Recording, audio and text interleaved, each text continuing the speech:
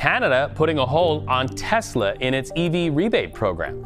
Canada's transport minister says Reuters, they say no rebate payments will be made, at least for the time being. Transport Canada is freezing rebate payments for Tesla under its new program. This follows reports the EV maker suspiciously tried to file for rebates. One of the world's most powerful and innovative electric vehicle companies, Tesla, has suddenly been banned from Canada's EV incentive program. This decision has shocked many people and sparked a major controversy in the electric vehicle industry. Until recently, Tesla was doing quite well in Canada. The government offered rebates to people who bought electric vehicles under a program known as IZEV, which helped buyers save up to 5,000 Canadian dollars on each car. As one of the most popular EV makers, Tesla benefited heavily, but everything changed when the Canadian government made a surprise announcement. Tesla was officially removed from the list of approved vehicles eligible for the rebate. And not just that, more than 43 million Canadian dollars in funds that were supposed to go to Tesla customers were suddenly frozen. The headlines came fast. News outlets across the world picked up the story. Some Tesla showrooms in Canada were even vandalized, and there were reports of cars being set on fire. This wasn't just a policy change. It felt like an attack. Many saw it as a direct response to Elon Musk's growing influence and how Tesla operated in the market. Why Tesla's Canadian dream is on hold. Everyone is asking the big question: why would Canada, a country that has openly supported green technology and electric vehicles, suddenly remove Tesla from the picture? The answer lies in how Tesla used the IZEV program. The IZEV program was meant to make electric cars more affordable by offering rebates on cars priced below a certain limit. Tesla, in turn, created a cheaper version of the Model 3 with fewer features. This version just barely met the price requirement to be eligible, but critics say this was a trick. Tesla rarely sold this version and instead pushed customers to buy higher-priced models that weren't supposed to qualify. This strategy didn't go unnoticed. Government officials, including Chrystia Freeland and Mark Carney, asked tough questions. Mark Carney, now playing a bigger role in Canadian politics, accused Tesla of setting unrealistic sales goals and bending the rules to their favor. He wasn't alone.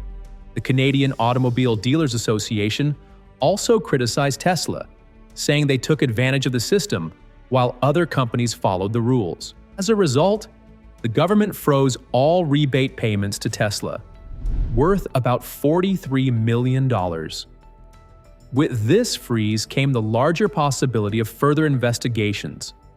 Legal, political, and even criminal. This was no longer just about rebates. It had become a question of fairness, transparency, and trust. The rebate freeze and the funding controversy. Tesla's aggressive tactics to qualify for the IZEV rebate raised serious concerns. Many experts believe the company deliberately lowered the specifications of its vehicles just to meet the price limit, then steered customers toward upgraded versions. While technically legal at first glance, this kind of behavior was seen by many as dishonest. The backlash was intense. The Canadian Automobile Dealers Association argued that this was unfair to other car makers, who had to undergo stricter compliance measures. Tesla's dominance in the IZEV program was already causing resentment. The company had claimed a massive portion of the rebate fund, around 713 million Canadian dollars. This created the impression that Tesla was not just benefiting from the system, but actually draining it at the expense of others. As the situation grew worse, Canadian officials took action. The rebate freeze was the first step. Now there are talks of new regulations being introduced that would prevent similar tactics in the future. Some even speculate that Tesla could face fines or be permanently barred from participating in federal incentive programs. Dips in sales and stock value. Why is Tesla heading downhill? The effects of the Canadian ban were immediate. Tesla's sales in Canada took a big hit. But the damage wasn't limited to one country. Across North America and Europe, Tesla started seeing a decline in sales and stock value. In the first quarter of 2025, Tesla's global sales dropped by 8.5%, a sharp decrease that rattled investors and analysts alike. In Europe, Model Y sales dropped by nearly 20%. In Canada, the rebate freeze suddenly discouraged many potential buyers. Without the $5,000 rebate, the cars became too expensive for many middle-class families. As the news spread, Tesla's stock also began to fall. Within a week, the company's share price dropped by 5.6%, erasing billions of dollars in market value. This wasn't just about Canada. It was a sign of deeper problems. Demand for Tesla vehicles was slowing down, new competitors from China and Europe were gaining ground, and the political climate was becoming more hostile. The Canadian ban was just one part of a much larger global struggle. How Trump's tariffs are throwing Tesla off course. In the United States, former President Donald Trump made headlines again with a new set of tariffs. These tariffs were aimed at imported electric vehicle parts and vehicles that relied on Chinese supply chains. While they were meant to target foreign companies, Tesla got caught in the crossfire. Many of Tesla's components, especially batteries and chips, are produced in or shipped from China. The new tariffs imposed a 15% fee on imported parts and an additional 10% on vehicles built using those parts. Tesla's Shanghai Gigafactory, which plays a key role in the company's global operations, suddenly became a liability. Canada responded to these tariffs with strong opposition. Prime Minister Mark Carney criticized the U.S. measures, calling them harmful to North American trade relations.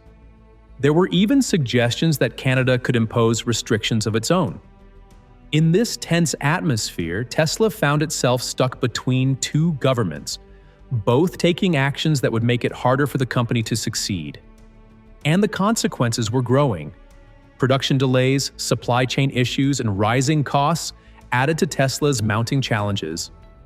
Even more worrying were the reports of Tesla vehicles being vandalized in Canada. Although isolated, these acts reflected growing anger and frustration from the public.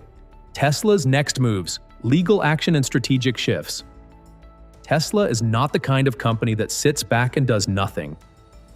Elon Musk and his legal team are already exploring possible responses. One option is to sue the Canadian government for removing Tesla from the rebate program. They could argue that the move was unfair or even illegal. It's really come as quite a shock to me that there's this level of really hatred and violence. I think we just have a deranged there's some kind of mental illness thing going on here, because this doesn't make any sense. Another possibility is to shift production to countries or regions that are not affected by tariffs.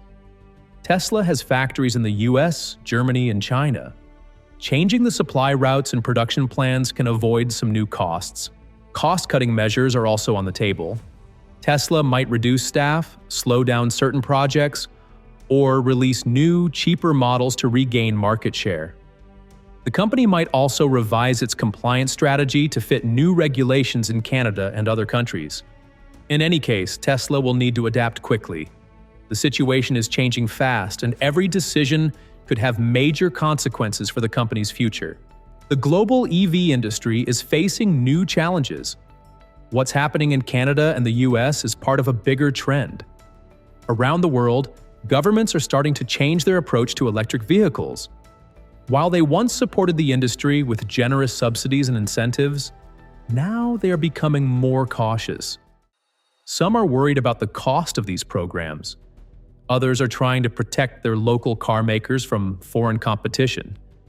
And some, like Canada, are cracking down on companies that they believe are misusing the system. This means the electric vehicle industry is entering a new phase. It's no longer about rapid growth at all costs.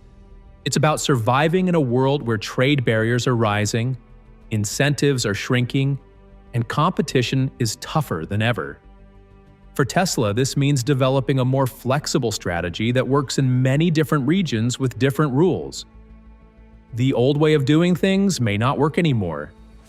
The future will depend on how well companies adapt to local markets, build stronger partnerships, and maintain public trust. What's next for Tesla? Canada's decision to ban Tesla from its EV rebate program has triggered a chain reaction. It exposed weaknesses in Tesla's strategy, raised questions about its practices, and put the company under intense pressure.